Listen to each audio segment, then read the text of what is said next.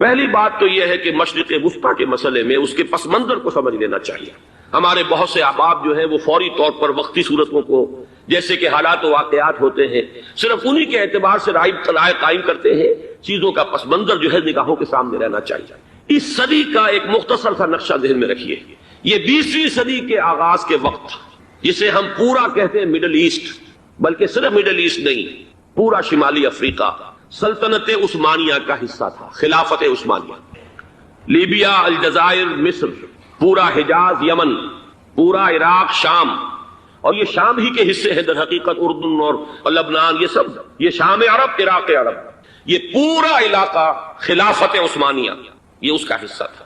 پہلی جنگ عظیم میں انگریزوں نے عربوں کو بغاوت پر آمادہ کیا، غداری پر آمادہ کیا. انہوں نے خلافت عثمانیہ کے خلاف بغاوت کی، بیج بوئے ان کے دلوں کے اندر نفرت میں، ابھارا انہیں تم ترکوں کے غلام کیوں ہو، تمہیں خود حاکم ہونا چاہیے، تم کھڑے ہو جاؤ ہم مدد کریں گے، تم بغاوت کرو، تم ان ترکوں کے خلاف ہماری مدد کرو، ہم تمہیں آزاد کر دیں گے، تم اپنے پاؤں پر خود کھڑے ہو جانا. یہ بہت ہی ہمارے لیے دردناک المیہ ہے اس پہلی جنگ عظیم کا. کرنل لارنس جیسا شخص، برطانوی استعمار، اور اس کے نتیجے میں عربوں نے بغاوت کی. اور اس قدر دردناک بات آپ کو بتا رہا ہوں، میں پہلی مرتبہ جب سن 62 میں حج کے لیے گیا مدینہ منورہ میں، ابھی وہ ریل کے انجن کھڑے ہوئے تھے. یہ ترکی کے زمانے میں، سلطنت عثمانیہ کے زمانے میں بغداد سے مدینے تک ریلوے لائن تھی. یہ پورا ایک عالم سلطنت عثمانیہ، صرف سلطنت نہیں، خلافت عثمانیہ، پوری ٹرینیں جو ہے ترکوں کی اڑائی گئی، ہزاروں ترکوں کو شہید کیا گیا، یہاں تک کہ صحن حرم میں شہید کیے گئے سینکڑوں ترک. یہ جرم تھوڑے نہیں ہے، معمولی نہیں. آج جس کی سزا مل رہی ہے معلوم ہونا چاہیے کہ وہ جرائم کون کون سے تھے. اب بھی جو لوگ گئے ہیں انہوں نے دیکھا ہوگا ترکی کا قلعہ موجود ہے اوپر پہاڑی کے اوپر. حرم کا جو سب سے بڑا دروازہ ہے باب ملک عبد العزیز، اس کے سامنے ایک لائبریری ہوتی تھی، اب تو غالباً وہ بھی گرا دی گئی ہے. اس کے پیچھے پہاڑی پر ترکوں کا قلعہ ہے پرانا، اس پر توپیں موجود تھیں. جب بغاوت ہوئی ہے، جو حرم میں آئے ہوئے تھے ترک فوجی، ظاہر بات ہے نہتے، وہ تو نماز پڑھنے آئے ہوئے تھے، ان کو وہاں ذبح کیا گیا ہے. اور ترکوں نے اپنی توپیں استعمال نہیں کی کہ کہیں بیت اللہ کو کوئی اذن نہ پہنچ جائے. بہرحال یہ غداری ہوئی ہے پہلی جنگ عظیم کے دوران، اور نہ صرف ترکوں پہ عربوں نے کی ہے. جیسا کہ میں نے کہا تھا، دو ہیں سب سے بڑے مجرم روئے ارضی کے اوپر امت مسلمہ کے طبقات. ہمارا پنجابی سپاہی بھی جا کر انگریزوں کی مدد کر کے ایلن بی کو قبضہ جو لے کر دیا بغداد کا، اس میں ہمارے مسلمان پنجابی سپاہی بھی شامل تھے. یہ خون چکاں باب ہے ہماری تاریخ کا اس صدی کا. لیکن اس کے بعد سلطنت عثمانیہ کے ٹکڑے ہو گئے، چیچڑے ہو گئے. ایک انگریز نے لکھا ہے یہ جملہ، ذہن میں بجھا ہوا جملہ، کہ تاریخ میں یہ بات ثبت ہو جائے گی کہ ایک انگریز نے اس سلطنت کے ٹکڑے کر دیے کہ جو عمر فاروق نے قائم کی تھی رضی اللہ تعالی عنہ. یہ پورا عالم، یہ تمام علاقہ کس نے فتح کیا گیا؟ یہ بات ہاتھ بدل گئے تھے، پھر ترک آ گئے، خلافت عثمانیوں کے پاس چلی گئی، لیکن یہ سلطنت تو حضرت عمر رضی اللہ تعالیٰ عنہ کے زمانے سے چلی آ رہی تھی. اس کو ایک انگریز کرنل نے، اور اس نے بغاوت میں آمادہ کر کے عربوں کو اور ترکوں کے پیٹھ میں چھرا ڈھپوا کر ان کے ذریعے سے اور ٹکڑے کر دیے. لیکن جب جنگ ختم ہوئی، اب انہوں نے کہا کہ اب ہمیں آزادی دیجیے. تو اب انہیں معلوم ہوا کہ غداروں کو دنیا میں کیا ملتا ہے. ٹکڑے کر دیے گئے. یہ حصہ عراق یہ انگریز کے پاس رہے گا، شام کا یہ علاقہ یہ فرانسیسیوں کے پاس رہے گا، مصر پر انگریزوں کا تسلط رہے گا، لیبیا اطالویوں کے پاس رہے گا. لے دے کر یہ جو علاقہ تھا حجاز، کیونکہ وہاں کچھ تھا ہی نہیں، بوادن غیر ذی زرع، یہ عربوں کے پاس چھوڑ دیا گیا. اس وقت جو بادشاہ ہیں شاہ حسین اردن کے، ان کے دادا سب سے بڑے غدار وہی تھے، لہذا ان کو اس علاقے کی بادشاہت دے دی گئی. اس کے بعد نجد سے ایک تحریک اٹھی ہے، وہ سعودی جو خاندان ہے وہ نجد سے اٹھا. نجد میں اس وقت کچھ بھی نہیں تھا، وہ تو صرف ریت کے تودے تھے اور کچھ بھی نہیں، لہذا ادھر کسی استعماری قوت کو دیکھنے کی ضرورت ہی نہیں تھی. وہ تو بعد میں تیل برآمد ہوا، اس کی حیثیت ہو گئی، اور یہ امارات کا علاقہ جو ہے اس کی دنیا میں اب گویا کہ یوں سمجھیے کہ جو سب سے زیادہ اہم علاقے ہو سکتے ہیں روئے ارضی کے نقشے پر، ان میں سے ایک وہ ہو گیا. لیکن یہ اس وقت کی بات میں کر رہا ہوں، کوئی حیثیت نہیں تھی، لہذا اس کو چھوڑ دیا گیا. یہ ہے تاریخی پس منظر، یہ لکیریں جو کھینچی گئی ہیں. یہ ایک ملت اسلامیہ کو جو قومیتوں میں تقسیم کیا گیا، پھر نعرے لگوائے گئے المصر للمصریین الشام للشامیین. اب شامی ایک علیحدہ قوم ہو چکے ہیں، مصری ایک علیحدہ قوم ہو چکے ہیں، عراقی ایک علیحدہ قوم ہو چکے ہیں. یہ ساری تقسیمیں استعمار کی پیدا کرنا ہے، اس کا کوئی تعلق اسلام کے ساتھ نہیں. اب ضرورت تو اس بات کی تھی کہ استعمار کے پنجے جب یہاں سے کچھ ہٹے. دوسری جنگ عظیم کے بعد ایک دور آیا، امریکہ ابھرا ہے دنیا کی عالمی سطح پر سیاست میں، اس کے ہاں کچھ آزادی کے تصورات تھے، اس نے بھی سپورٹ کیا۔ برطانیہ کمزور ہو چکا تھا، وہ اتنے بڑے علاقے کو ہولڈ نہیں کر سکتا تھا۔ ہندوستان بھی آزاد ہوا، پھر یہ کہ اور دوسرے علاقوں سے بھی اس کو پسپائی اختیار کرنی پڑی۔ استعمار کے پنجے جس طرح بھی ہوئے، ان کے سینوں سے، عربوں کے سینوں سے جو ہے گویا کہ وہ ہٹے، لیکن امریکہ نے ایک اپنی بہت بڑی حکمت عملی جو اختیار کی، عالم عرب کے سینے میں اسرائیل کا خنجر پیوست کر دیا تاکہ یہ کبھی آزاد نہ ہو جائیں، ہمارے انگوٹھے تلے رہے، ہماری پالیسی گورن کرے۔ یہ استعمار کا دوسری جنگ عظیم کے بعد جہاں برطانوی استعمار، فرانسیسی استعمار رفتہ رفتہ یہ ہٹنے شروع ہوئے۔ صدر ناصر نے انگریزوں کو اٹھا کر پھینکا میڈیٹرینین میں اور دوسرے جگہوں سے، الجزائر نے آزادی حاصل کی فرانس سے، اطالویوں سے جو ہے لیبیا والوں نے آزادی حاصل کی، یہ ہو گیا، لیکن ایک خنجر پیوست کر دیا گیا اسرائیل کا سینہ عرب۔ اس صورتحال میں ظاہر بات ہے کہ ایک تو بڑی آئیڈیل پوزیشن تھی کہ پورا عالم اسلام متحد ہو، لیکن وہ تو بہت دور کا خواب معلوم ہوتا ہے۔ علامہ اقبال سے بڑا کوئی نقیب نہیں ہے ملت اسلامی کی وحدت کا۔ ایک ہو مسلم حرم کی پاسبانی کے لیے، نیل کے ساحل سے لے کر تا بخاک کاشغر، لیکن انہیں بھی اپنے لیکچرز میں کہنا پڑا کہ اس وقت جو صورتحال ہے پورے عالم اسلام کی ایک وحدت بن جانا تو تقریباً ناممکن نظر آ رہا ہے۔ اگر کسی طرح ایک common wealth of Muslim nations وجود میں آ جائے تو بھی بڑی کامیابی ہوگی، لیکن اس سے بھی پہلے یہ تو زیادہ آسان تھا کہ عالم عرب ایک وحدت کی شکل اختیار کر لے۔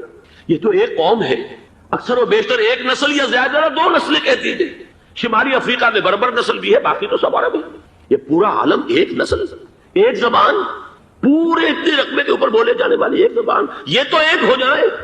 افسوس یہ ہے کہ اس کا ایک ہو جانا، ایک شخصیت ابھری تھی جو مذہبی مزاج کی شخصیت تھی، جو دینی مزاج کی حامل شخصیت تھی، اگر اس کی قیادت میں عالم عرب متحد ہو جاتا تو واقعتاً ایک بہت بڑا جو ہے مرحلہ وہ طے ہو جاتا پوری عالمی ملت اسلامیہ کی ایک وحدت اختیار کرنے کا۔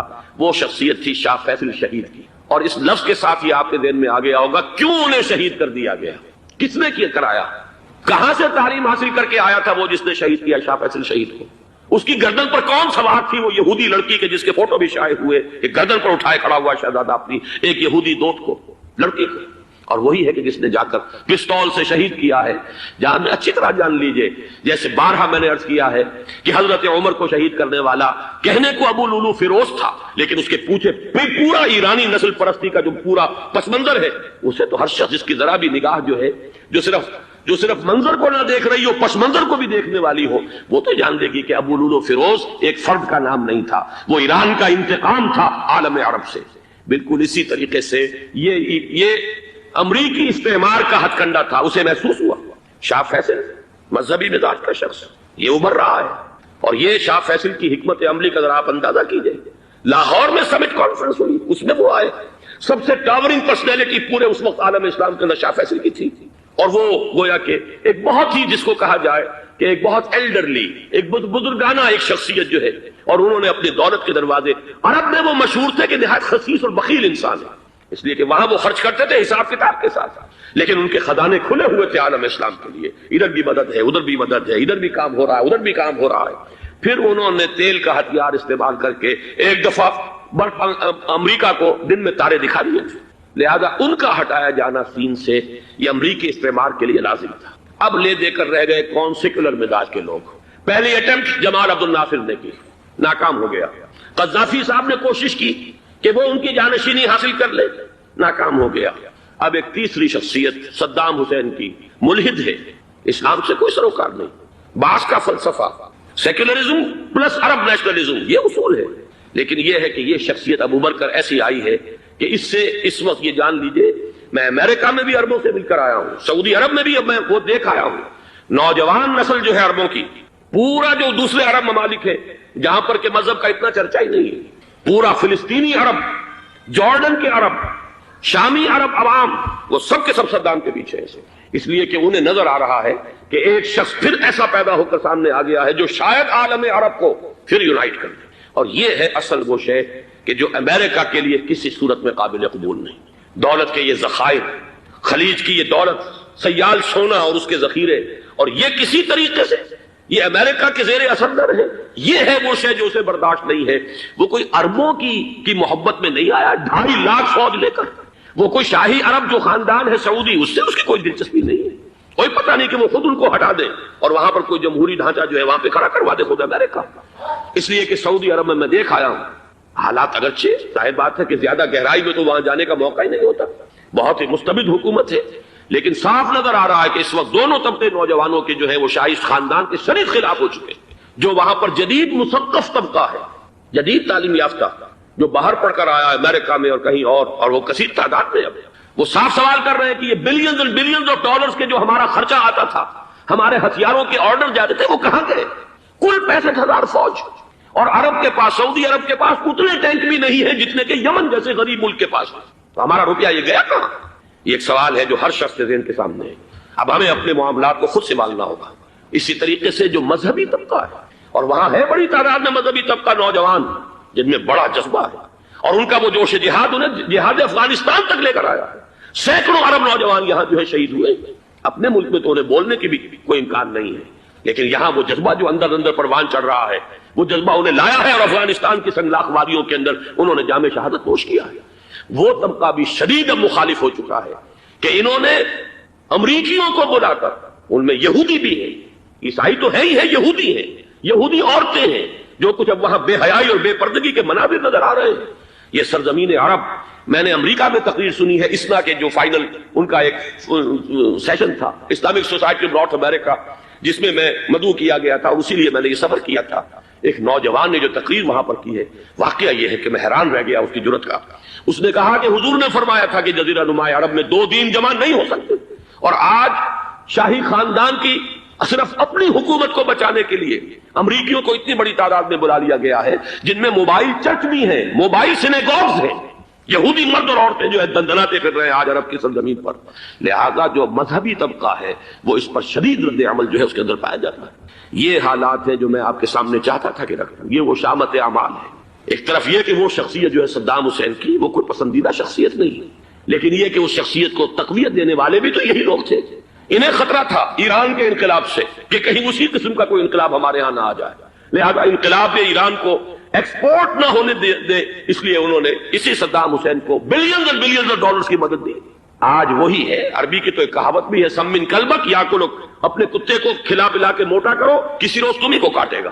آج وہ تو انہیں کاٹتا، لیکن یہ کہ اس کا جو علاج تجویز ہوا ہے وہ انتہائی خوفناک ہے۔ 2.5 لاکھ امریکی وہ استعمار کے پنجے جو بمشکل عالم عرب کے سینے سے جو گڑے ہوئے تھے اس استعمار نے، مشکل ہٹے تھے کہ ایک دم اب وہاں پر خبریں آ رہی ہیں، فرانسیسی بھی آ رہے ہیں، برطانوی بھی آ رہے ہیں، کہاں کہاں سے فوجیں آ رہی ہیں، اور وہاں پر 2.5 لاکھ تو صرف امریکن آرمی کا، اس میں تقریباً 1.5 لاکھ تو پہنچ چکی ہے، اور جو بھی ہوگا وہاں پر جیسا کہ میں نے عرض کیا ہے اس قدر خوفناک سین ہے۔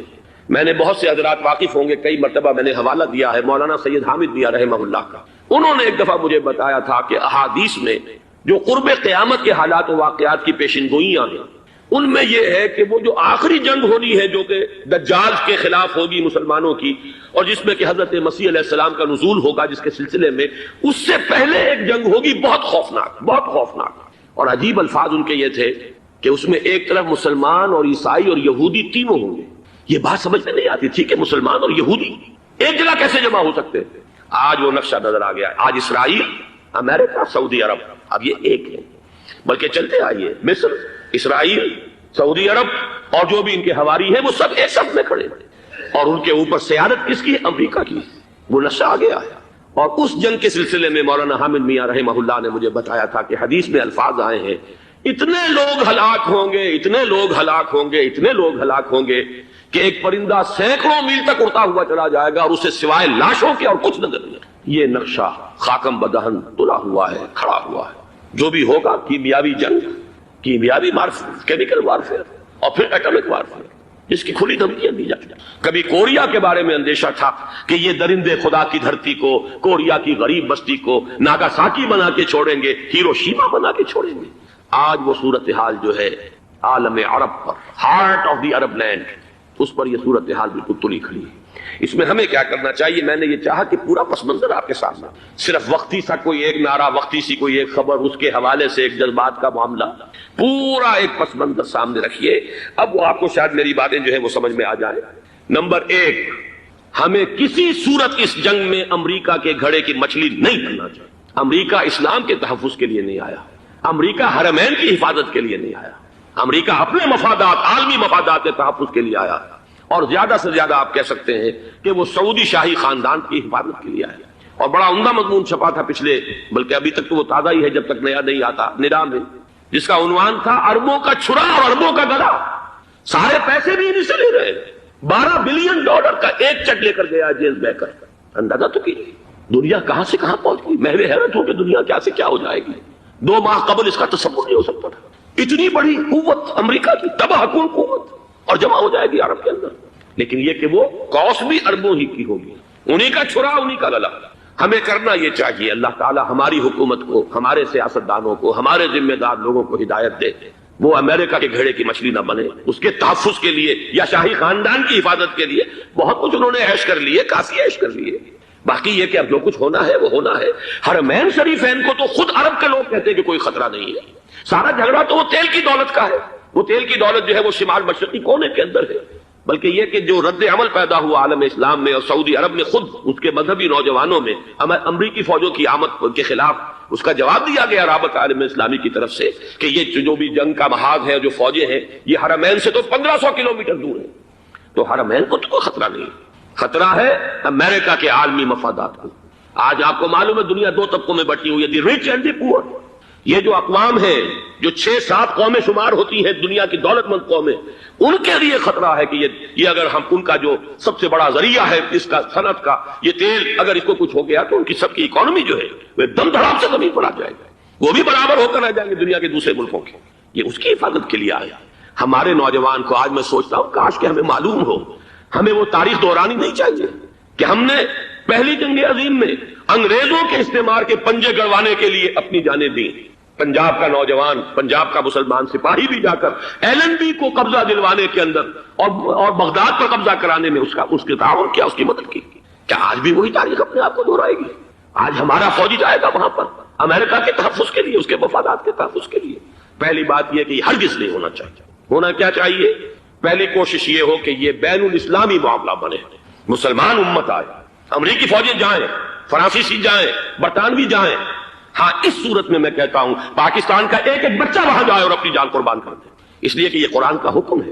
وَإِن طَائِفَتَانِ مِنَ الْمُؤْمِنِينَ اقْتَتَلُوا فَأَصْلِحُوا بَيْنَهُمَا فَإِن بَغَتْ إِحْدَاهُمَا عَلَى الْأُخْرَى فَقَاتِلُوا الَّتِي تَبْغِي حَتَّى تَفِيءَ إِلَىٰ أَمْرِ اللَّهِ فَإِن فَاءَتْ فَأَصْلِحُوا بَيْنَهُمَا بِالْعَدْلِ وَأَقْسِطُوا إِنَّ اللَّهَ يُحِبُّ الْمُقْسِطِينَ۔ امت مسلمہ کو حکم دیا گیا ہے اگر مسلمانوں کے 2 گروہ لڑ پڑے تو تم صلح کراؤ، اور اگر ایک فریق زیادتی پر تلا رہے، اڑا رہے، تو اب سب مل کر اس سے جنگ کرو یہاں تک کہ اسے اللہ کے حکم کے آگے جھکا دو۔ پھر اگر وہ اللہ کا حکم مان لے، صلح پر آ جائے، تو پھر عدل و قسط کے ساتھ ان کے درمیان صلح کرا دو۔ یہ ہمیں حکم ہے، مسلمانوں کو حکم ہے۔ لیکن یہ کہ یہ امریکی آ رہے ہیں اور امریکی استعمار اور امریکی مفادات، اور اس کے لیے جو ہے پاکستان کا مسلمان سپاہی بھی جائے، میرے نزدیک کی کسی صورت میں صحیح نہیں۔ مطالبہ بھی ہو رہا ہے، آج ہی غالباً ایک انٹرویو آیا ہے، شاہ حسین کے بھائی جو ہے حسن بن طلال، انہوں نے بھی یہی کہا ہے کہ اس کو مسلمانوں کو آپس میں اس معاملے کو طے کرنا چاہیے، اس قضیے کو، امریکی فوجوں کو یہاں سے فوراً واپس جانا چاہیے۔ اور یہی بات میں یقیناً تائید کروں گا، تحسین کروں گا، یہی موقف ایران کا ہے۔ ایران عراق کے خلاف جو UN کے سینکشنز ہیں، کہتا ہے ہم اس کی پابندی کریں گے، لیکن امریکہ کو یہاں سے نکلنا چاہیے۔ یہ مسلمانوں کا اپنا معاملہ ہے، وہ آپس میں طے کریں۔ پاکستان کو بھی یہی موقف اختیار کرنا چاہیے پوری قوت کے ساتھ۔ اس میں کوئی بھی اگر کمزوری ہو رہی ہے تو در حقیقت یہ گویا کہ ہم امریکی استعمار کے ہاتھ میں اس کا آلہ کار بن کر، کھلونا بن کر استعمال ہو رہے ہیں، جو کہ ہمیں کسی صورت میں نہیں کرنا چاہیے۔ اگر یہ بھی ناکافی ہو تو دوسرا ایک اور مسئلے کا حل موجود ہے، اس سے براڈر سطح پر، کہ غیر جانبدار ممالک اگر کوئی ہے ان کو بھی اس قضیے کے اندر شامل کیا جائے۔ ایک تحریک تھی کسی زمانے میں، کافی بڑی تھی، لیکن یہ کہ وہ بھی اگر اس کے اندر شامل ہو جائیں۔ لیکن امریکہ، رشیا، یہ تو ظاہر بات ہے سپر پاورز ہیں، ان کے مفادات ہیں، عالمی اور گلوبل مفادات ہیں، لہذا اول تو یہ ہونا چاہیے کہ بین الاسلامی معاملہ بنا کر، اس صورت میں جیسا کہ میں نے عرض کیا ہماری پوری فوج بھی جائے اللہ پر توکل کر کے۔ پاکستان کا محافظ اللہ ہوگا، اگر اللہ کے ایک حکم کے اوپر عمل کرتے ہوئے مسلمان یہاں سے جائیں اور جا کر وہاں پر جو ہے اپنی جانیں دینے کو تیار ہو جائیں۔ لیکن اگر یہ اس میں بھی کافی نہ ہو تو جو بھی غیر جانبدار ممالک ہیں ان کو بھی اس معاملے کے اندر شریک کیا جا سکتا ہے۔ بدر جائے آخر اگر پاکستانی فوج جائے، وہ صرف حرمین شریفین کے گرد و نواح میں ان کو ڈپلوائے کیا جانا چاہیے۔ اگر خدا نہ خواستہ وہاں پر کوئی آنچ آنے کی شکل پیدا ہو جائے، تو اس کی اے ارض پاک تیری حرمت پہ کٹ مرے ہم، اس کے لیے مسلمانوں کو تیار رہنا چاہیے، اس لیے کہ بہرحال جہاں تک ارض پاک کی حرمت کا تعلق ہے وہ ہمارے ایمان کا جز ہے۔ باقی برطانوی مفادات، امریکی مفادات، صنعتی ممالک کے مفادات یا کسی شاہی خاندان کے مفادات، یہ شاہی خاندان یہ تو گرتی ہوئی دیواریں ہیں، جانا ہے آج نہیں تو کل، لیکن یہ کہ اصل معاملہ ہے امت کا، اصل معاملہ ہے امت مسلمہ کا، اصل معاملہ ہے حرمین شریفین کا، لہذا ان دونوں چیزوں کو لازماً گڑبڑ نہ کریں۔ آپ حضرات کے علم میں ہے کہ اس سے پہلے ایران کی طرف سے بار بار مطالبہ ہوا کہ حرمین کو بین الاسلامی کنٹرول میں دے دیا جائے اور سعودی عرب کا اس کے اوپر سے جو انتظامی عمل دخل ختم کر دیا جائے۔ میں نے کبھی تائید نہیں کی، اس لیے نہیں کی کہ میرا مشاہدہ ہے، میں گیا ہوں بارہا، سعودی عرب کی حکومت نے چاہے خود بھی بڑے بڑے محل بنائے ہیں لیکن حرمین کی خدمت کے اندر بھی کوئی کمی نہیں کی، اس پر انہوں نے اربوں ڈالر اس پر بھی خرچ کیا ہے، اس کے اوپر انہوں نے اس حج کے انتظامات پر پوری حکومت جو ہے وہ اپنے آپ کو لگائے رکھتی ہے، لہذا اس اعتبار سے کوئی کمی کی بات نہیں وہاں پر آئی کہ جس کے لیے ضرورت ہو کہ ان کا عمل دخل وہاں سے ختم کیا جائے، لیکن یہ صورتحال اب جو پیدا ہو گئی ہے یہ بالکل مختلف ہے، اسے اس کے کانٹیکسٹ کے اندر دیکھا جانا چاہیے اور اسی کے حوالے سے میں نے چند رائے آپ کے سامنے رکھی۔ اب آئیے پاکستان کی طرف جو ہمارا اصل مسئلہ ہے، اس کے تو ہم سب سے بڑے ذمہ دار ہیں، اس کی بھلائی ہے تو برائی ہے تو، اس میں خیر آتا ہے تو وہ بھی ہماری کوشش اس کے لیے ضروری ہے، اور کوئی شر پیدا ہوتا ہے تو اس کی ذمہ داری بھی ہم پر آئے گی، اس کے ضمن میں چند باتیں عرض کر رہا ہوں۔ شدید ترین خطرہ ہے جیسا کہ میں عرض کر چکا ہوں کہ بھارت حملہ کرے گا، مجھے تو تقریباً یہ رائٹنگ آن دی وال کے مانند ایک فیصلہ نظر آ رہا ہے، بلکہ آج میں کسی سے کہہ رہا تھا کہ اگر اب نہیں تو پھر کبھی بھارت حملہ نہیں کر سکتا، اس کے لیے سچویشن بالکل رائٹ ہے، 2 مرتبہ ایکسرسائز کر چکا ہے وہ خاص ٹارگٹ بنا کر حیدرآباد کو، اور اس کے پیش نظر ہے سندھ میں جو بھی خلفشار ہے اسے اس کے علم میں ہے، جو بھی تصادم ہے، اب بھی اگرچہ اس وقت کی جو ہماری اندرونی سیاست ہے یہ اس کا کرشمہ سامنے آیا ہے کہ جی ایم سید صاحب کو ایگزونریٹ کیا جا رہا ہے، ان کو محب وطن کا خطاب دوبارہ دیا جا رہا ہے، وہ شخص جس نے اسلام کے خلاف انتہائی زہریلی باتیں کی ہیں، وہ شخص جس کی کتاب اب پاکستان ٹوٹ جانا چاہیے، وہ لاکھوں کی تعداد میں ہندوستان سے چھپ کر آئی یہاں تقسیم ہوئی ہے، آج اسے سند دی جا رہی ہے۔ یہ ہے ہماری اندرونی سیاست کے کرشمے، میں اس پر تفصیل سے نہیں جانا چاہتا، لیکن اس شخص کی دیکھیے وہ جو علامہ اقبال کا شعر ہے کہ بت کرے میں برہمن کی پختہ زناری بھی دیکھ، دیکھ کعبے میں شکست رشتہ تسبیح شیخ، اور بت قدے میں برہمن کی پختہ زناری بھی دیکھ، کہ نظر یہ آ رہا ہے کہ اس نے رہا ہوتے پہلا بیان یہ دیا ہے کہ ہماری پہلی ترجیح یہ ہے کہ پاکستان ٹوٹ جائے اور ہندوستان کے ساتھ ہم ایک انڈیپینڈنٹ اسٹیٹ کی حیثیت سے کانفیڈریشن قائم کریں، سندھو دیش confederation with India independent of Pakistan. پھر دوسری ترجیح بھی ہے، تیسری آخری ترجیح یہ ہے کہ پاکستان کو 5 ریاستوں میں تقسیم کر دیا جائے اور ایک لوز کانفیڈریشن ہو، بس اس کے سوا کچھ نہیں۔ 5ویں بھی وہ اردو والوں کے لیے نہیں، مہاجرین کے لیے نہیں، ان کے لیے تو ان کے پاس کچھ نہیں ہے۔ 5ویں بھی پنجاب میں سے کاٹ کر سرائکی صوبہ بنایا جائے اور سندھ میں تو بہرحال اردو بولنے والوں کو سندھی بن کر رہنا ہو۔ یہ اس شخص کا رہائی کے بعد بھی بیان ہے جسے آپ سند دے رہے ہیں کہ وہ محب وطن ہے اور وہ غدار نہیں ہے، وہ پاکستان کا مخالف نہیں ہے۔ بہرحال یہ حالات جو ہے انتہائی خوفناک ہیں ہمارے۔ آج کشمیر میں جو صورتحال ہے ہندوستان کے لیے انتہائی تشویشناک ہے، جو بدنامی اس کو مل سکتی تھی مل چکی ہے، اور یہ آپ نے دیکھ لیا وہ امریکہ بہادر جو 1.5-2 لاکھ آدمی لے کر پہنچ گیا سعودی عرب میں، اس نے انگلی تک نہیں اٹھائی ہے کہ کشمیر میں بھارت کیا کر رہا ہے۔ یہ ہے ان کی ڈبل سٹینڈرڈز، یہ ہے ان کی بے ایمانیاں کہ بھارت جو کچھ کر رہا ہے وہاں۔ آج اگر ظلم ہو رہا ہے کویت میں عراقیوں کے ذریعے، پورے ورلڈ ٹیلی ویژن پر، CNN پر، فلاں پر اور اخبارات میں، آج بھی ایک لمبا مضمون میں نے اخبار میں پڑھا ہے، لیکن یہ ہے کہ کشمیر میں کیا ہو رہا ہے کہیں تذکرہ نہیں ہو رہا۔ یہ ہے دنیا کے اندر دیانت اور امانت اور شرافت کا حال، اور بین الاقوامی سیاست جو ہے اس کے ڈبل سٹینڈرڈز، لہذا جو بدنامی بھارت کو آ سکتی تھی وہ آ چکی ہے۔ ہندوستان سے ایک نوجوان مسلمان صحافی دہلی سے آئے تھے، نئی دنیا ایک پرچہ نکلتا ہے اس کے طرف سے وہ دورہ کر کے گئے ہیں، مجھ سے بھی لاہور میں ملے تھے، تقریباً 1 مہینہ 1.5 مہینہ ہوا۔ ان کے الفاظ سن کر میں کانپ گیا۔ انہوں نے کہا تھا کہ بھارت کی حکومت اس کے اوپر تلی ہوئی ہے کہ چاہے ایک اور آخری کشمیری کو بھی ہلاک کرنا پڑے، وہ کشمیر کے اندر کبھی بھی کوئی معاملہ جو ہے کشمیر کی آزادی یا کشمیر کو پاکستان کے لیے جانے کے لیے تیار نہیں ہے۔ کیا بگڑے گا اس کا؟ آپ سمجھیے کہ اگر 80-90 کروڑ قوم کی ایک قوم ہے، 1 کروڑ آدمی ختم کر، ان کا دل تو جو ہے اس پہ دکھے گا نہیں۔ حال ہمارا یہ ہے کہ ہم تو کوئی چہرے پہ نہیں کر سکے، ہم تو اپنی صفائی دیتے رہے کہ نہیں ہمارا کوئی ہاتھ نہیں ہے، ہم نے کچھ نہیں کیا ہے، ہمارا کوئی اس کے اندر عمل دخل نہیں ہے، بس یہی ہماری ڈپلومیسی کا شاہکار رہا ہے۔ یہ حال ہے پاکستان کا۔ لہذا بھارت کا وہ معاملہ جو ہے، میں نے جیسا کہ آپ کے سامنے مختلف فیکٹرز گنوا دیے تھے، اندرونی اس کی سیاست، اندرونی خلفشات، وہ تو اب آ کر رہے گا۔ اللہ یہ کہ اللہ تعالیٰ کے قبضہ قدرت میں ہر شے ہے، وہ ٹال دے تو ٹال دے۔ مجھے اقبال کا وہ شعر یاد آ رہا ہے، تقدیر تو مبرم نظر آتی ہے لیکن پیران کلیسا کی دعا ہے کہ یہ ٹل جائے۔ ہم دعا کریں کہ یہ ٹل جائے وقت، لیکن یہ ہے کہ تقدیر مبرم نظر آ رہی ہے۔ اس حالت میں ہمیں کیا کرنا چاہیے؟ نمبر ایک یہ کہ سب سے اہم شے ہے قومی یکجہتی، اور قومی یکجہتی کے اعتبار سے انتہائی خوفناک مرحلہ آ رہا ہے انتخابات میں تو کچھ نہ کچھ فساد، کچھ نہ کچھ دنگا، کچھ نہ کچھ ہنگامہ، ایک دوسرے کے خلاف کیچڑ، ایک دوسرے کے خلاف الزامات بوچھاڑ، یہ تو بڑھتے ہیں۔ بھارت میں بھی قتل و غارت گری ہو جاتی ہے کچھ نہ کچھ۔ لہذا یہاں پر بھی پیر پگاڑا صاحب جو ہمیشہ سے کہتے چلے آ رہے ہیں فیملی پلاننگ، آج پھر ان کا جملہ آ گیا ہے کہ شاید اس انتخابات میں فیملی پلاننگ کے ذریعے سے کوئی بہت بڑا کام ہو جائے۔ پہلی بات تو یہ ہے کہ میں نے اب تک یہ کہا ہے کہ انتخاب کسی صورت میں پوسٹ پون نہیں ہونے چاہیے۔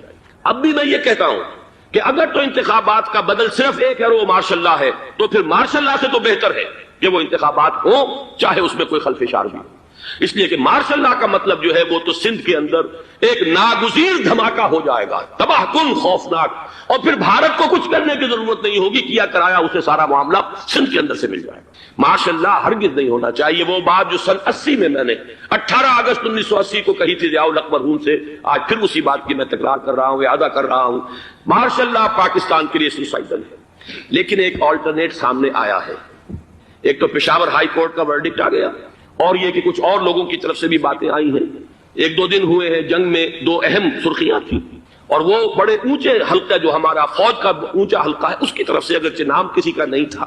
ایک تو یہ کہ ماشاءاللہ یہاں کسی صورت نہیں لگے گا، دوسرے یہ کہ کوئی قومی حکومت کی تشکیل جو ہے اگر کسی طرح ہو سکتی ہو تو وہ اس وقت کا حل ہے، اور وہ اسی شکل میں ممکن ہے۔ اگر تو الیکشن آپ پوسٹ پون کرتے ہیں اور اسمبلیاں پرانی بحال نہیں کرتے تو پھر تو اس کا مطلب یہ کہ ہمارا کانسٹیٹیوشن ایبروگیٹ ہو گیا اور اس کا آلٹرنیٹ سوائے ایک مارشل لا کے اور کوئی نہیں۔ لیکن اگر صدر اسحاق صاحب ہمت کر لیں، ملک کے حالات کو دیکھ کر، جو اس وقت صورتحال ہے، جو خطرات ہیں بارڈر پر، ان کو دیکھتے ہوئے یا تو یہ کہ عدالتوں کے ذریعے سے اسمبلیاں بحال ہو جائیں، اس میں حکومت زیادہ رکاوٹ نہ ڈالے، یا یہ کہ خود صدر اسحاق صاحب واپس لے سکتے ہو قدم تو واپس لے لیں، لیکن یہ کہ تمام پارٹیز سے یہ پہلے عہد لے لیا جائے کہ وہ ایک قومی حکومت کی تشکیل کریں گے۔ یہ وہ بات ہے، آپ کو یاد ہوگا مرزا اسلم بیگ صاحب، انہوں نے بالکل شروع میں سن 88 کے الیکشن کے بعد کہا تھا کہ نیشنل گورنمنٹ فارم کی جانی چاہیے۔ اس وقت تو کسی نے دھیان نہیں دیا، پیپلز پارٹی بڑے نشے میں تھی، اس کو خاص طور پر سندھ میں جس طرح کا واک اوور ملا تھا اس کا ایک نشہ تھا اس کے دماغ پر، اس لیے وہ سوچنے پر تیار نہیں ہوئی۔ لیکن یہ کہ وہ جو ایک فارسی میں کہا جاتا ہے کہ ہرچہ دانا کنت کنت ناداں لیک بعد از خرابی بسیار، اب اس خرابی بسیار کے بعد بھی اگر عقل آ جائے اور ایک نیشنل گورنمنٹ بنائی جا سکے اور اس کے حوالے سے الیکشن کو پوسٹ پون کیا جا سکے تو میرے نزدیک یہ رائے پوری قوت کے ساتھ دی جانی چاہیے، پیش کی جانی چاہیے، اس لیے کہ الیکشن اس وقت جس خلفشار کا سبب بن جائے گا، ذریعہ بن جائے گا، اس کو تو گویا کہ اور بھارت کے جو گھناونے عزائم ہیں ان کو اور تقویت دینے کا سبب اور ذریعہ بن جائے گا۔ دوسری بات یہ، اس قوم کے اندر جذبہ جہاد، وہ ڈیفینسو جہاد، دفاعی جہاد، جس کے بارے میں کوئی دو رائے نہیں ہو سکتی کہ اس کے لیے جو جان بھی دی جائے گی وہ شہادت کی موت ہوگی، اس لیے کہ حضور کی حدیث ہے من قتل دون مالہ فہو شہید، جو شخص اپنے مال کی حفاظت کرتے ہوئے مارا گیا مسلمان وہ شہید ہے۔ تو ظاہر بات ہے کہ اپنی آزادی کا تحفظ جو ہے وہ مال کے تحفظ سے زیادہ اہمیت رکھنے والی شے ہے۔ ایک جذبہ جہاد پیدا کیا جائے اور ایک پیپلز آرمی یہاں پر کھڑی کی جائے، عوامی فوج صرف نہیں کر سکے گی تحفظ جب تک کہ پوری قوم جو ہے وہ فوج کی شکل اختیار نہ کر لے، لیکن ظاہر بات ہے کہ اس کا بھی امکان اسی صورت میں ہوگا جبکہ کوئی ایسی حکومت وجود میں آ گئی ہو کہ جس میں اپوزیشن اور گورنمنٹ کا جھگڑا جو ہے وہ اوپر نہ چل رہا ہو، وہ آپس کی محض آرائی نہ ہو، تبھی کوئی پیپلز آرمی جو ہے اس کا تصور جو ہے سامنے آ سکتا ہے۔ اللہ تعالیٰ توفیق دے کہ ہم اس کو بھی کر سکیں۔ آخری بات، آج میں سوچ رہا تھا کہ حضور کو اللہ تعالیٰ نے 2 تلواریں دے کر بھیجا تھا، ایک تلوار قرآن، جاہدہم بہی جہادا کبیرا، اے محمد یہ ہے آپ کی تلوار، اس کے ذریعے جہاد کیجئے، قلع قمع کیجئے جاہلیت قدیمہ کا بھی، قلع قمع کیجئے جاہلیت جدیدہ کا بھی، اور یہ بے یقینی کر کو رفع کیجئے، ایمان پیدا کیجئے۔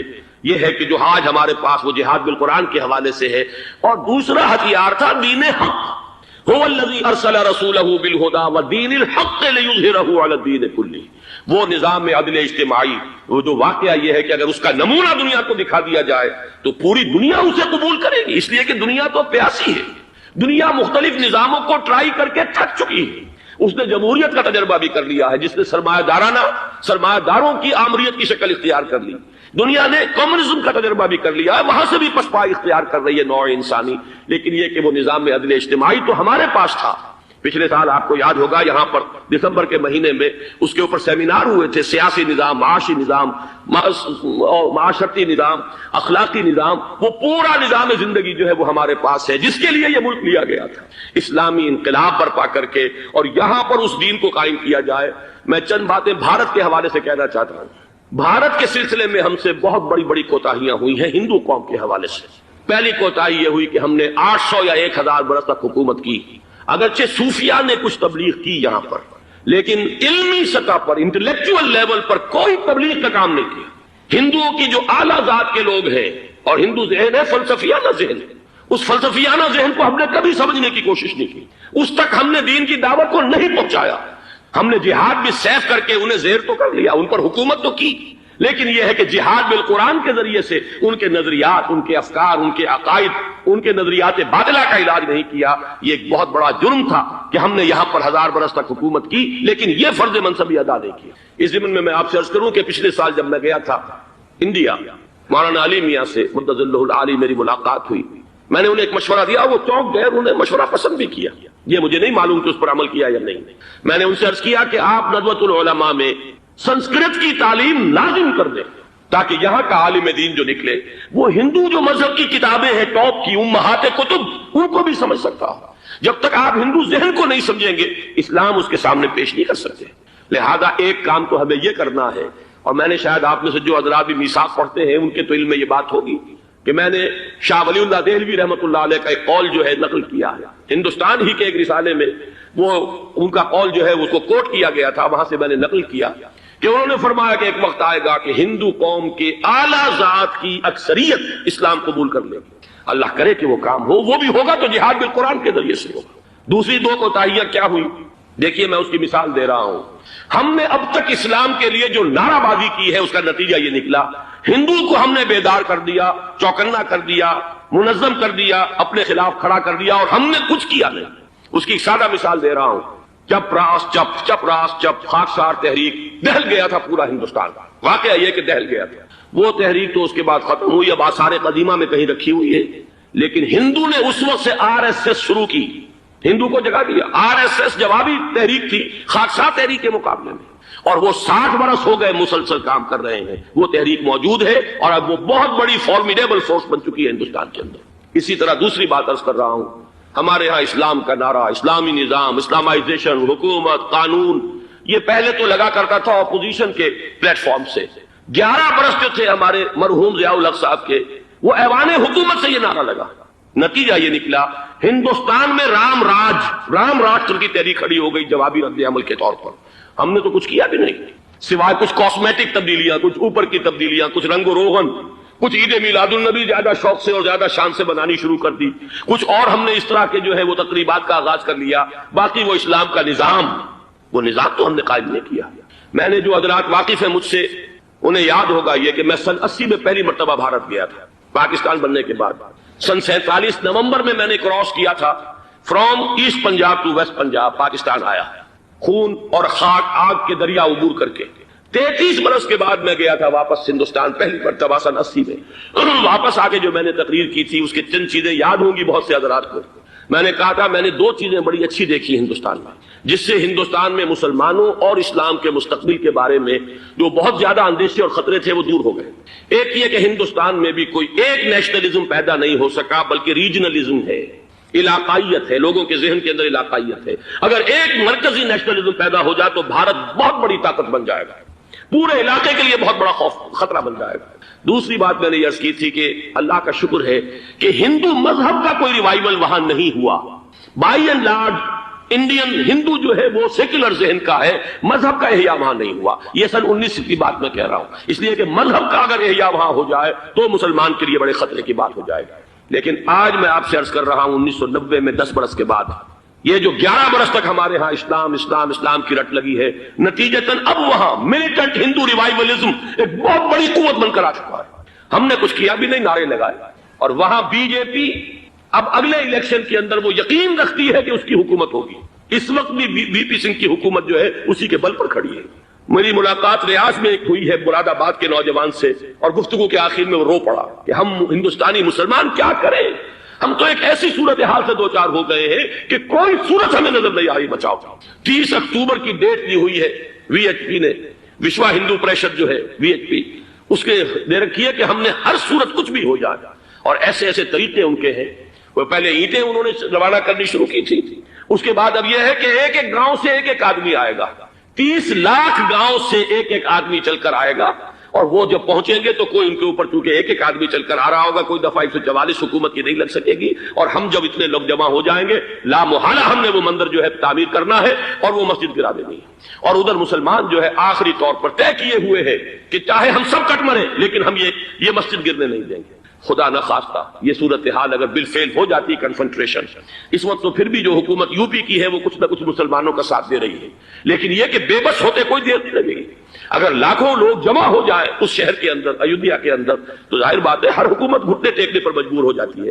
50,000 اہل تشیع نے ضیاء الحق صاحب کے گھٹنے ٹکوا دیے تھے، داغ رگڑوا دی تھی، اور وہ جو آرڈیننس تھا زکوٰۃ آرڈیننس اس میں ترمیم کروا دی تھی۔ کیا ہوگا؟ نہایت خوفناک صورتحال ہے۔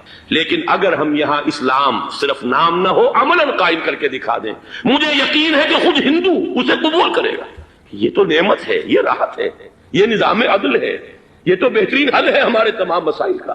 لیکن یہ کہ اگر ہم نے وہ کام نہ کیا، وہ اسلامی انقلاب کی طرف پیش قدمی نہ کی، وہ جاہدہم بہ جہادا کبیرہ کے ذریعے سے ایمان، اور ایمان کے ساتھ اس کا لازمی نتیجہ وہ ایک جد و جہد، انقلابی جد و جہد، اور اس کے نتیجے میں پاکستان میں اسلامی انقلاب لا کر اسلام کے نظام عدل اجتماعی کو قائم کرنا، یہ ہے دوسرا کرنے کا اصل کام، اور یہ ہے در حقیقت جو ہمارے تمام مسائل کا حل ہے۔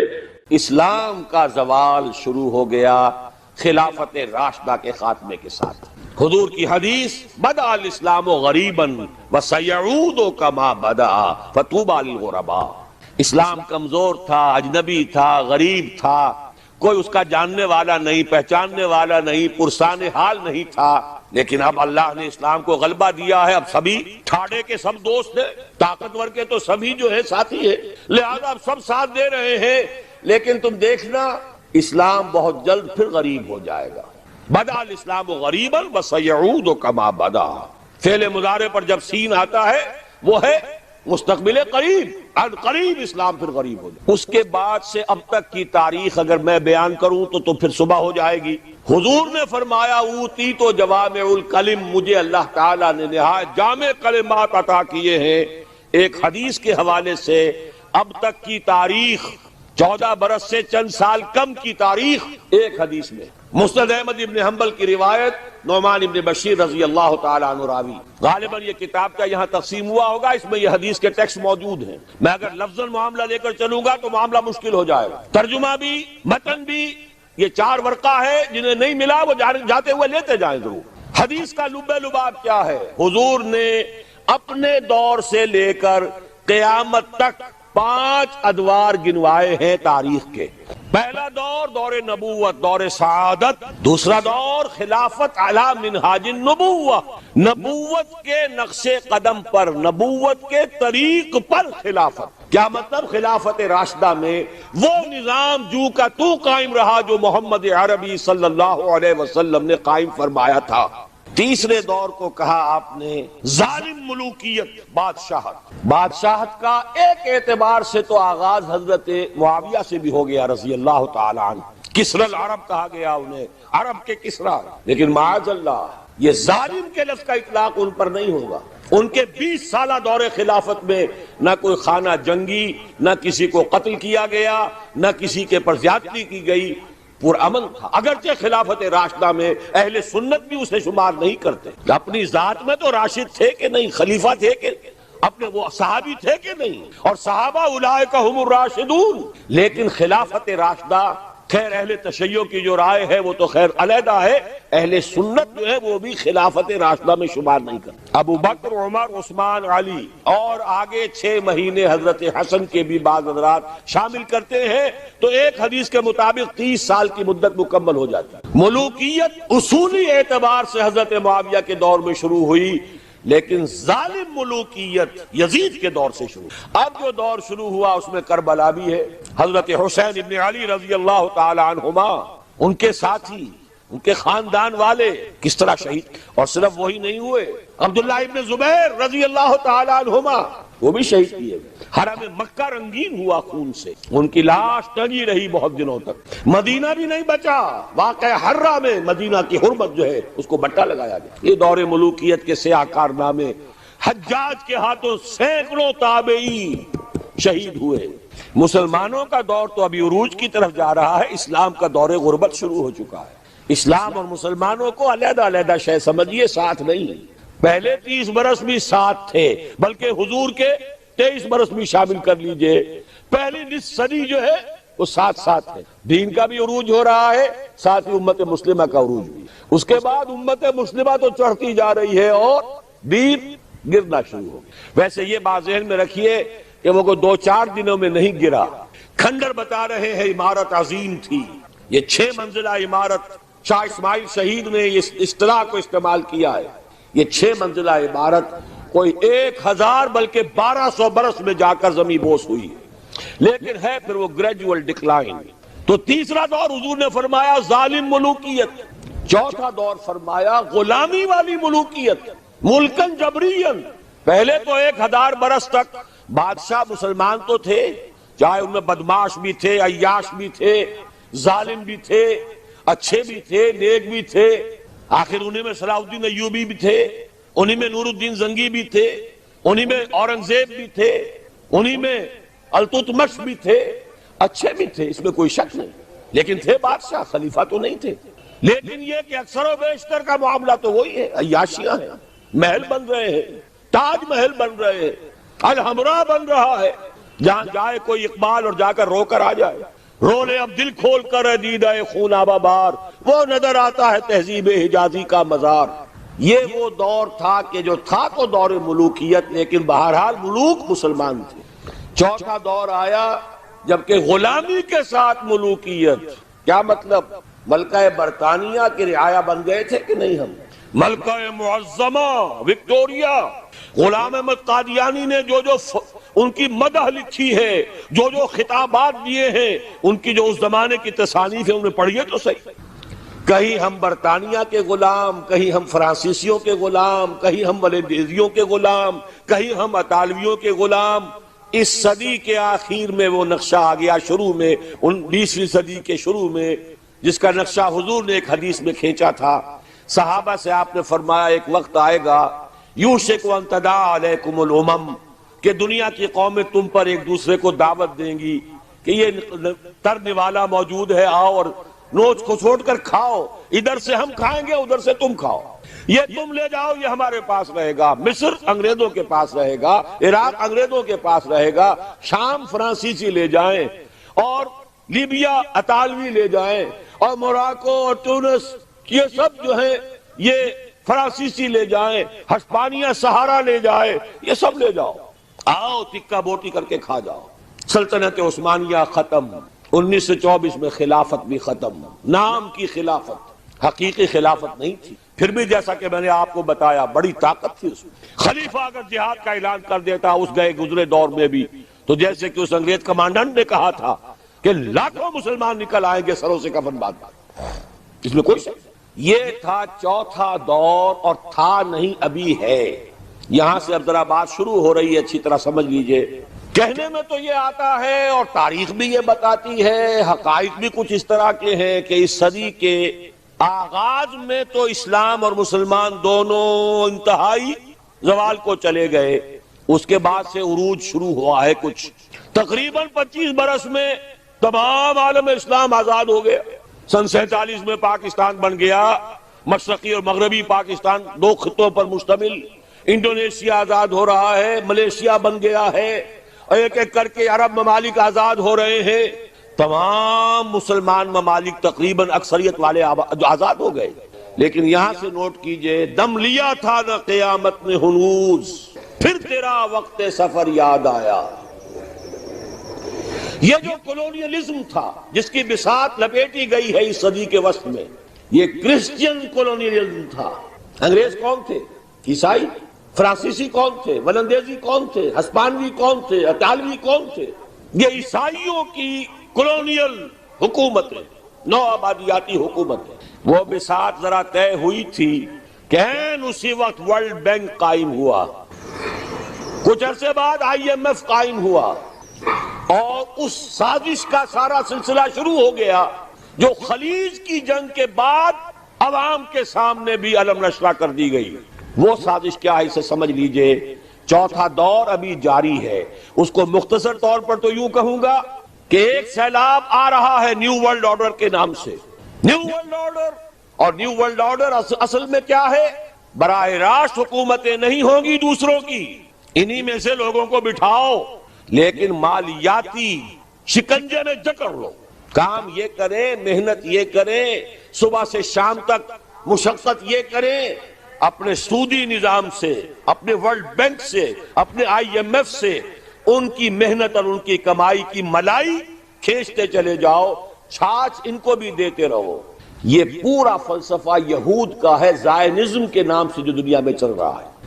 یہود کا کہنا یہ ہے کہ اصل انسان صرف ہم ہیں، 13 ملین یا 14 ملین، 1.5 کروڑ سے بھی کم انسان دنیا میں یہودی ہے۔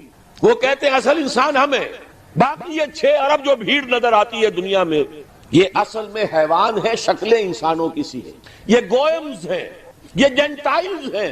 ان گوئمز اور جینٹائلز کا خون چوسنا ہمارا حق ہے، جیسے گائے کا دودھ پینا ہمارا حق ہے، بیل کو ہل میں جوتنا ہمارا حق ہے، گھوڑے کو ٹانگے میں جوڑنا ہمارا حق ہے۔ البتہ گائے کو بھی کچھ چارہ تو ڈالنا پڑے گا نا، بھوکی مرے گی تو دودھ کہاں سے لوگے؟ گھوڑے کو بھی شام کو کچھ دانہ ڈالو گے تو اگلے روز اسے ٹانگے میں جوت سکو گے۔ اس درجے میں اس بقیہ نوع انسانی کو سبسسٹنس لیول کے اوپر تو باقی رکھو، باقی ان کی محنت، ان کی کوشش، ان کی جد و جہد۔ گھوڑے پر اگر آپ نے جو بھی ٹانگے باندھ ہے، اس نے اگر 100 روپے شام تک کمائے ہیں تو 20-25 تو بہرحال گھوڑے پر بھی ڈالے گا، باقی اس کی کمائی ہے۔ سبسسٹنس لیول ان کو دو تاکہ یہ کل بھی کام کرنے کے قابل ہو، لیکن سارا سودی نظام کے ذریعے سے ان کا خون ہم کشید کرتے چلے۔ یہ نیا مالیاتی عالمی استعمار ہے، وہ استعمار اور تھا، وہ کولونیل رول۔ انگریز آ گیا، اب انگریز جب ہندوستانیوں کو نظر آتے تھے تو ہندوستانیوں کا خون جوش میں آتا تھا کہ نہیں؟ بغاوت کرتے تھے، مارتے تھے، پھر وہ ہندوستانیوں کو مارتے تھے۔ تو مار رہے ہیں اور مر رہے ہیں، یقتلون و یقتلون۔ حاصل کیا ہے؟ ہمیں آم کھانے سے غرض ہے، پیڑ گرنے سے کیا فائدہ؟ اگر ہم ان کی کمائی، ان کی محنت اسے کشید کرتے چلے جائیں، اس کو کھینچ کر لے جائیں، تو خامخواہ ان کے اوپر براہ راست حکومت کرنے سے حاصل کیا ہے؟ یہ ہے چوتھا دور جس کی نئی شکل صرف بدل گئی ہے۔ پورے عالم اسلام میں حکومت میں وہی لوگ بیٹھے ہیں، عدل بدل وہ کرواتے رہتے ہیں۔ ایک زیادہ بدنام ہو گیا یا ہو گئی، چلو اس کو ہٹاؤ، دوسرا لے آؤ۔ کچھ دنوں کے بعد اسے زیادہ بدنام ہو جائے گی یا ہو جائے گا، تیسرے کو لے آئیں گے۔ الیکشن کراتے رہو، یہ اسی میں مگن رہے۔ الیکشن ممبری کرسی صدارت بنائے، خوب آزادی نے پھندے، اٹھا کر پھینک دو باہر گلی میں، نئی تہذیب کے انڈے ہیں گندے، یہ اقبال کہہ کے گیا ہے۔ لیکن لگائے رکھو، انہیں کرکٹ کے میچ میں الجھائے رکھو، دیکھتے رہے صبح سے شام تک بیٹھے ہوئے، انہیں پتہ ہی نہ چلے کون ہمارا خون چوس رہا ہے، کتنی جوکیں لگی ہوئی ہیں میرے جسم کے ساتھ اور وہ میرے خون کو چوس رہی ہیں، انہیں پتہ ہی نہ ہو۔ مست رکھو، اقبال نے تو کہا تھا نا، مست رکھو ذکر و فکر صبح گائی میں اسے، اس سے کہیں زیادہ لذت جو ہے وہ اب وہ میچ دیکھنے میں آ رہی ہے۔ لگاؤ ان کو، طرح طرح کے نام سے جو ہے جوئے کے اندر لگاؤ۔ یہ تمام دھندے اس لیے ہیں، یہ اس میں مگن رہے حیوانوں کی طرح۔ اور یہ بھی نوٹ کر لیجئے، یہ بھی ان کے پروٹوکول میں ہے، اخلاقی اعتبار سے انہیں کرپٹ کر دو، انہیں تمیز ہی نہ رہے بیٹی میں اور بیوی میں، انہیں تمیز نہ رہے مرد اور عورت میں، حیوان، بالکل حیوان، حیوان۔ انسانیت کہیں رہ گئی تو کسی وقت بغاوت کا اندیشہ ہے۔ عورت کو باہر نکالو گھر سے، اسے شمع محفل بناؤ، اسے ہتھیاروں، اسے اشتہاروں کا موضوع بناؤ۔ موٹر سائیکل کا اشتہار ہے تو عورت، چائے کا اشتہار ہے تو عورت۔ یہ سارے کھیل یوں ہی نہیں ہو رہے، protocols of the elders of the Zion 1897 کے ان کا ذرا مشاہدہ کیجئے تو معلوم ہو جائے گا جو کچھ ہو رہا ہے وہ یہود کی وہ سازش۔ حضور صلی اللہ علیہ وسلم کی اس مقصد بعثت کی تکمیل کا سیلاب جب چلا تھا، تھمتا نہ تھا کسی سے سیل رواں ہمارا، کس نے روکا؟ نہ ایرانیوں کی تلواریں روک سکی، نہ رومی لیجن